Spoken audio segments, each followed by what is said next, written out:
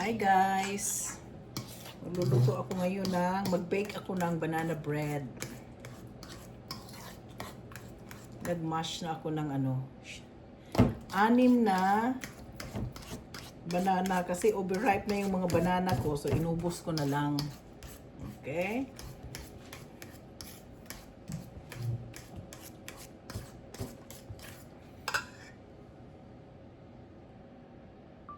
So, ang ginamit kong flour is all-purpose flour. All-purpose flour. So, okay. Let's begin now.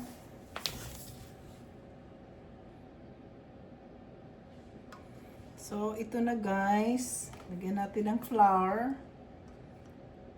Magano ko ng 3 cups flour.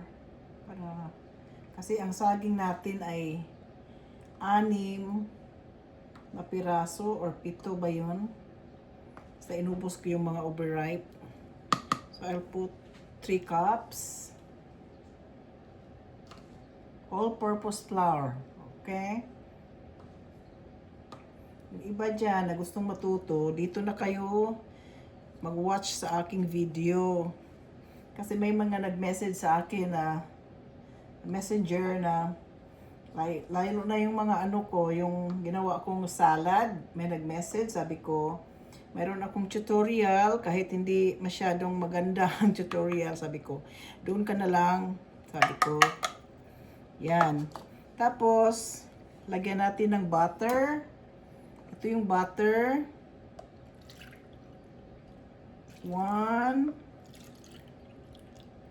2 cups butter ang nilagay ko. Tapos, haluin natin ha.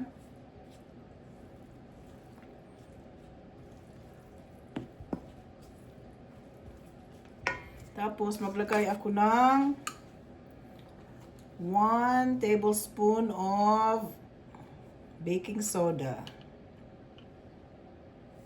There. And then a little bit of salt. Okay?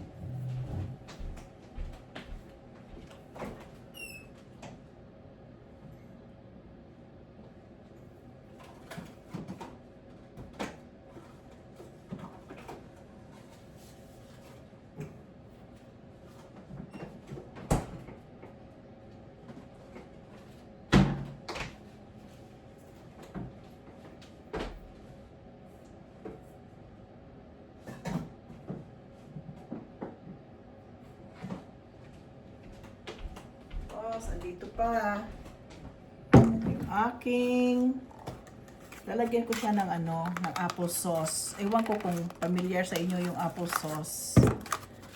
Hindi apple cider, apple sauce. This one. Lagyan ko siya kasi nagpapaano ito. Parang ba yung hindi matigas yung ating hindi matigas yung ating banana bread. Lagay ko na lang yung dalawa. Kasi ito na lang eh. Kasi marami kasi yung flour ko rin. So,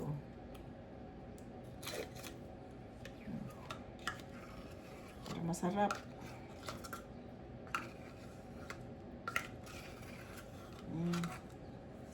Tapos, asukal, brown sugar, ang nilagay ko.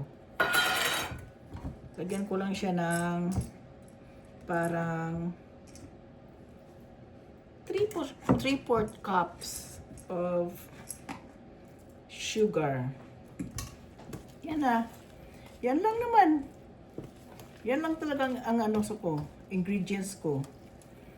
Hindi ako naglalagay ng egg, no. Baking powder, no. Just baking soda. Tapos, ihalo-halo mo na.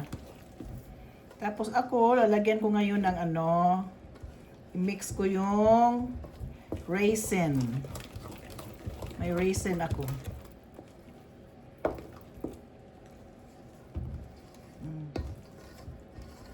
Parang dalawang ito. loaf.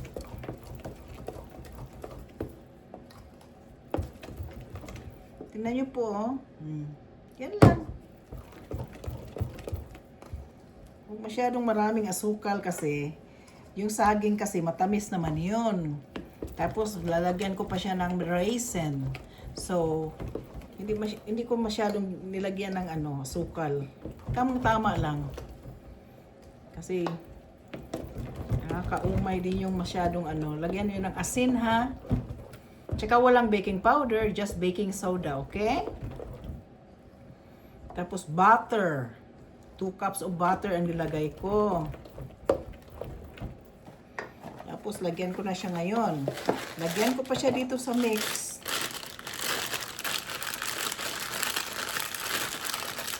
Hindi natin kakamayin kasi wala akong board. So, ganyan lang. I-mix mo lang. Tapos mag-mix ka rin pag nasa tray. Lagay mo sa ibabaw.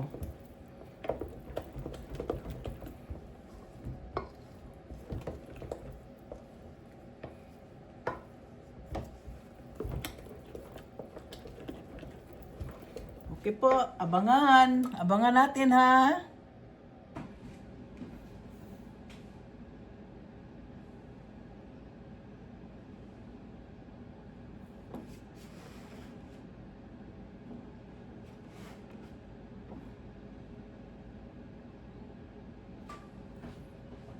So guys, ito na ako. I'm back. Pinainit ko na yung oven. 350 to this is just 40 minutes, almost an hour. So ito na po, oh. Ito na, oh. Ito na yung ko. Ito yung lalagyan ko, dalawa. So lagyan ko na. Parang marami ito. Maganda.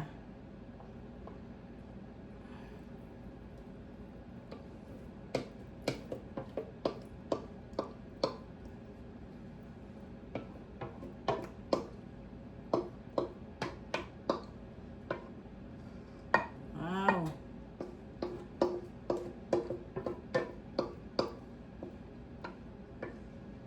Kunin ko lang yung spatula. Yung spatula natin.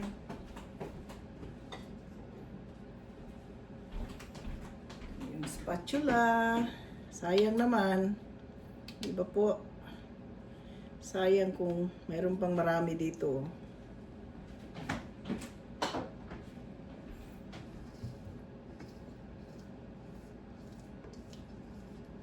Ito na.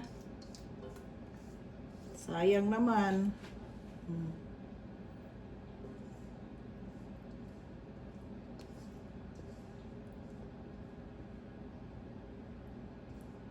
Yan. Uy.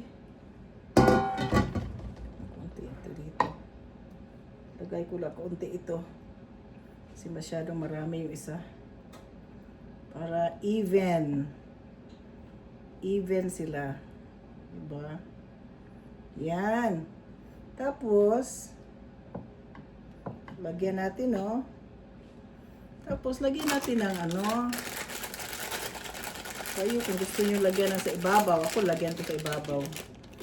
Raisin pa rin ito.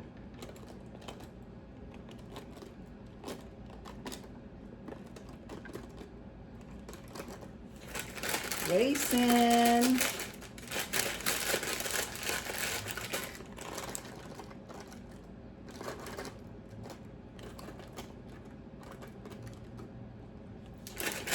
Yeah, raisin.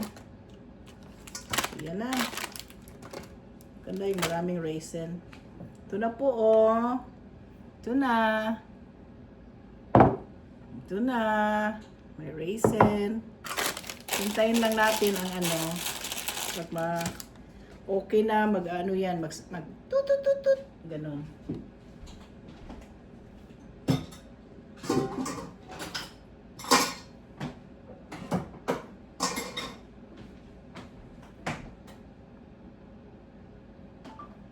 2 trays of banana bread. Yan po. Tingnan natin mamaya ha, pag maluto na.